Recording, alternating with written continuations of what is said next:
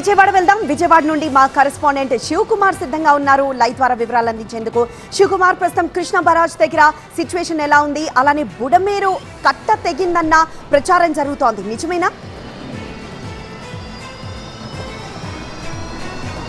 ఉత్తర బంగాళాఖాతంలో ఏర్పడినటువంటి అల్పపీడన ద్రోణి కారణంగా అయితే భారీ వర్షాలు కురుస్తున్నాయి. దీంతో పాటు ఎగువ నుంచి పెద్ద ఎత్తున కూడా వరద ప్రవాహం వచ్చి చేరడంతో ప్రకాశం బ్యారేజ్ వద్ద జల కళ సంతరించుకుంది. ప్రస్తుతం మనం ప్రకాశం బ్యారేజ్ వద్ద ఉన్నటువంటి పరిస్థితిని కూడా చూడొచ్చు. ఎగువ నుంచి భారీగా వరద ప్రవాహం అనేది ప్రకాశం బ్యారేజ్కి వచ్చి చేరుతూ ఉంది. దీంతో 35 గేట్లను అడుగు మేర ఎత్తి దిగువకు నీటిని విడుదల చేస్తూ ఉన్నారు. ప్రస్తుతం సముద్రంలోకి ఆ పైనుంచి వచ్చినటువంటి వాటర్ను కూడా దిగువకు విడుదల చేస్తున్నటువంటి విజువల్స్ను కూడా ప్రస్తుతం మనం చూడొచ్చు. కృష్ణానది పరివాహక ప్రాంతంలో ఉన్నటువంటి ప్రజలు కూడా అప్రమత్తంగా ఉండాలంటూ కూడా అధికారులు, ఇటు రెవెన్యూ అధికారులు అయితే ఎప్పటికప్పటికి కూడా ప్రజలకు అవగాహన కల్పిస్తూ ప్రచారం చేస్తూ ఉన్నటువంటి పరిస్థితి. మరోవైపు బుడమేరు, ఇటీవల బుడమేరు అనేది మొత్తం కూడా విజయవాడను ముంతి ఎత్తినటువంటి పరిస్థితి అందరికీ తెలిసిన నేపథ్యంలో ఇప్పుడు కొంత సోషల్ మీడియాలో కూడా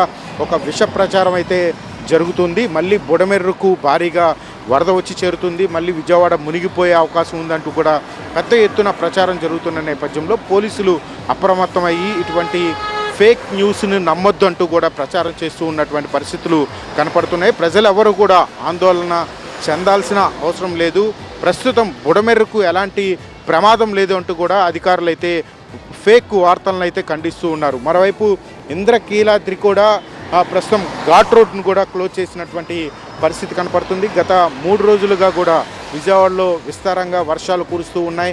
కొండ చర్యలు విరిగిపడే అవకాశం ఉన్న నేపథ్యంలో ఇంద్రకీలాద్రి ఘాట్ రోడ్ను కూడా అయితే క్లోజ్ చేశారు.